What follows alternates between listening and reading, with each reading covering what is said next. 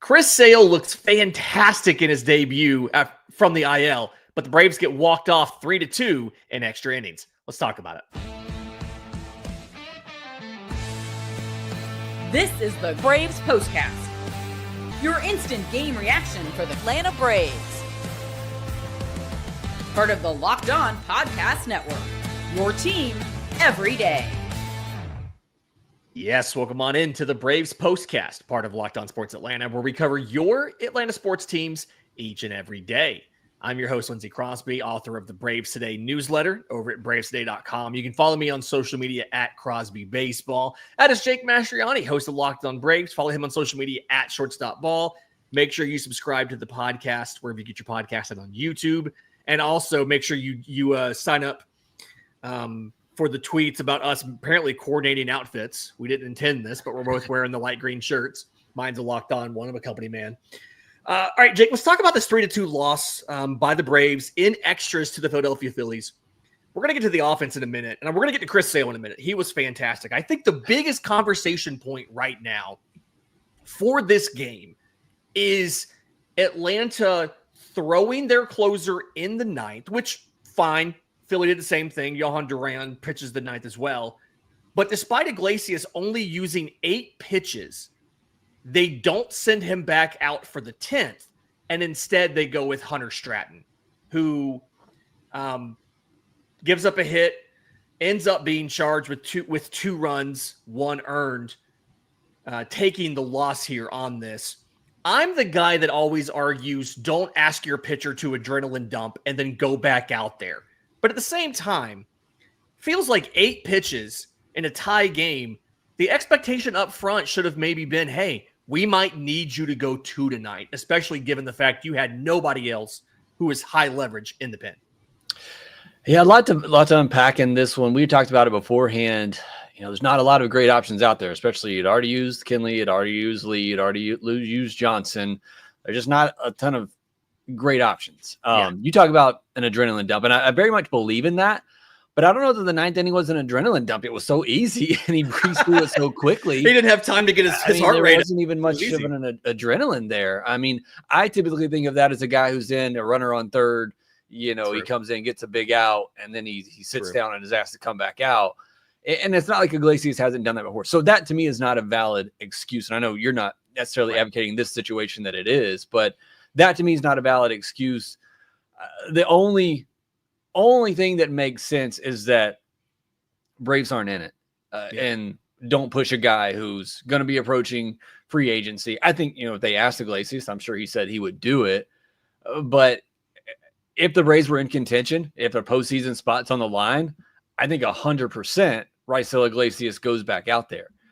That's the only thing that I can think of, because again, we saw Iggy do it time and time again last year. He did it back-to-back nights, so multiple innings, going into extra innings. You saw him do it, so he's capable of it. The Braves and Snicker are willing to do it, but I just think because of where the Braves are, they don't really want to push Iglesias if they don't have to, and risk injuring him going into a free agency year where the Braves might want to sign him back. And that's the only thing that makes sense, because otherwise, I don't know why you wouldn't bring him back out for the 10th inning to close it out after he had such an easy 9th inning. He really did. And I do think there is something to the idea of Atlanta making the decision of wanting to see what can Hunter Stratton do in this high leverage situation? What can Dylan do in this high leverage situation? The problem I have with that thought process, and you're not saying that that's what it was, but the problem I have with that thought process is we haven't seen Atlanta make really any other decisions this year from the perspective of evaluating guys for 2026, right? Because if that was the case, you'd have called up Hayden Harris out of AAA. You'd be running Drake Baldwin out there as the DH more often than you've been in the last month to try and see how he could handle, in the lineup 5 days a week in 2026. And so it really just has to be my default reaction. And this is not trying to hate on Brian Snitker. My default reaction is kind of feels like Snit doing the thing he kind of does where he has these rigid roles. All right, this guy's doing the 7th. This guy's doing the 8th. This guy's doing the 9th. And if it goes to extras, we're going to go to one of these guys that we think can take multiple innings. And it just feels like it's really that's not the reason Atlanta lost today. I mean, it's not, you didn't lose because Iglesias didn't go back out for the 10th. The offense is the bigger reason there, but it's just kind of a microcosm of some of the frustrating things from this season. Well, to go on that too, though, you also somewhat wasted Dylan Lee to come in and face one batter. Yeah. And not trusting, one of your higher leverage relievers in Pierce Johnson to finish the inning. And I get it. You bring him in to face the lefty and Kyle Schwarber. I mean, right call, but it is a tie game, and you might need Dylan Lee for a full inning in this one. Times this year, you've done the thing where a guy finishes the inning and you send him back out to try to get more, and then you don't do it this time. Yeah. Good point. That's a very good point, Jake. Yeah, and as far as Stratton and Dylan Dodd go, to what you were talking about a minute ago, I did want to, I've said it in the second half, I want to see Dylan Dodd in those spots in close games facing some tough lefties. Mm-hmm. Now it's Brandon Marsh. He does get the strikeout there, but then gives up obviously the walk-off hit to Trey Turner, so you don't even really get to see him against the top of the order lefties like Schwarber and Harper, who are coming up. But I want to see him in those spots because I want to see what you have with Dylan Dodd. And unfortunately, I don't know how many opportunities he's going to get in those situations, but he doesn't come through here.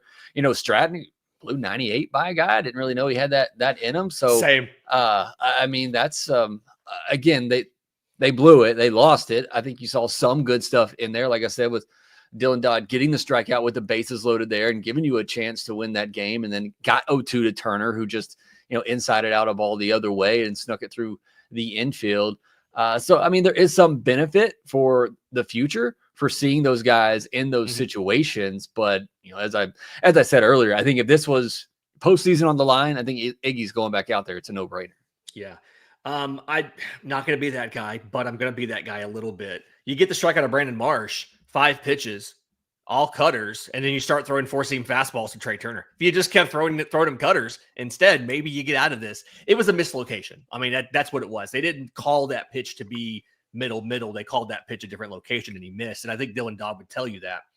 Yeah, you threw 3 pitches. One of them, the first one was labeled a cutter, but 3 pitches that you look on the the game day map there, they're all in the middle of the plate.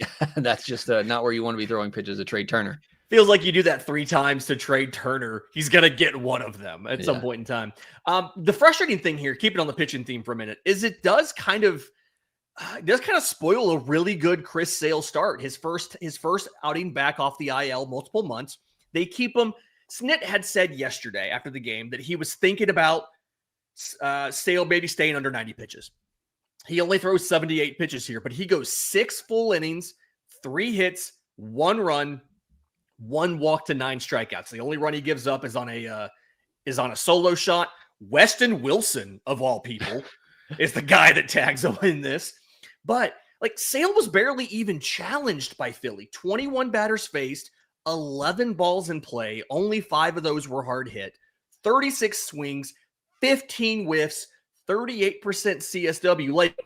Cy Sale is back. Problem is, it doesn't matter from a win-loss perspective at the end of the year, but Cy Sale is absolutely back.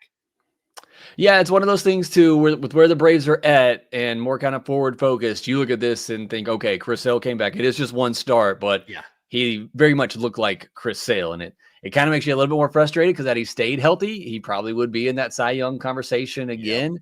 But he looked fantastic. Only 78 pitches, and we talk about the way things mapped out with the bullpen. Chris Sale only threw 78 pitches. He could have gone another inning or 2.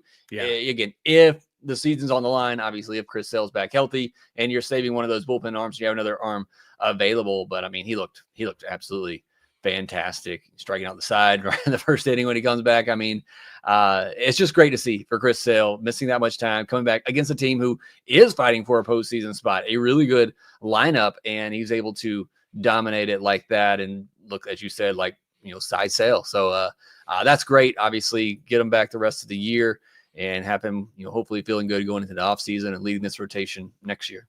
Yep. When we come back, I want to talk about the offense today. 9 hits, only the 2 runs. So the second straight day we've seen them not have a run total matching their hit total.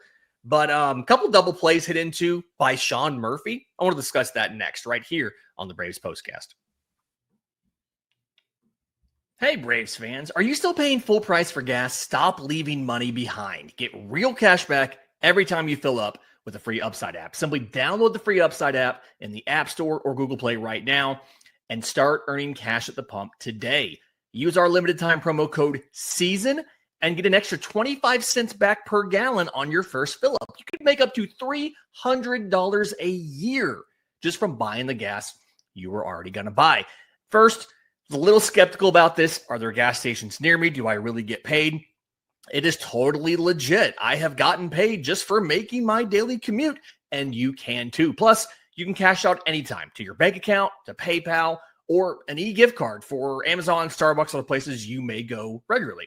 So don't let this offer drive on by. Download the free Upside app now using our limited time promo code SEASON for a limited time 25 cent per gallon bonus. That's promo code SEASON. Now, offers vary by user and location. Go to upside.com for terms and conditions. Today's episode is also brought to you by our friends at Monarch Money. Most people cannot name all their financial accounts or even what they're worth, whether it's 401k, properties, investments. And when you don't have the full picture, you can end up leaving money on the table. And that's why there's Monarch Money. It's an all-in-one personal finance tool that brings your entire financial life together in one clean, easy-to-use interface on your laptop or your phone. Monarch's built for people with busy lives. If you've put off organizing your finances, Monarch is for you because it does the heavy lifting for you. You can link all your accounts in minutes, see clear data visuals, get smart categorization of your spending, and finally feel in control of your money without ever touching a spreadsheet. Don't let financial opportunities slip through the cracks. Use code LOCKEDONMLB at monarchmoney.com for half off your first year. That's 50% off your first year at monarchmoney.com with code LOCKEDONMLB. All right, Jake. Braves get 2 runs in this game, again, on 9 hits. One of those runs comes courtesy of Nacho Alvarez in the 10th. Getting the clutch hit with a runner in scoring position. But one of the big things that just really seemed to frustrate me, I noticed in this game multiple times, is Ozzie Albies and Drake Baldwin both singling back-to-back to get on, and then Sean Murphy hitting into a double play. It happened twice in the game, which, isn't a ton, but it's kind of amazing that the sequence happened the exact same way multiple times. And I feel like Atlanta just seems to, down the stretch here, perpetually be one player short on somebody behind the plate and somebody at DH, with both bats doing pretty well. Little frustrating. It makes you a little bit concerned about the concept of just plugging in whatever catcher's not in the lineup next year into the DH role. Makes you a little bit hesitant to just say that's going to be the plan. Yeah, it's definitely going to be a situation with whoever's the manager. We don't know at this point. Might be Snicker, might not. We don't know. Nothing official here. But I think Sean Murphy's maybe coming on to those guys. You got to notice when he's hot and when he's not and kind of ride that hot hand. But, when he's hot, obviously, as we've seen before, he can be a really good offensive player. And he is somebody, too, that needs to get the ball in the air. Now, you're facing Christopher Sanchez, who's one of the best ground ball pitchers in all the games. So, yeah.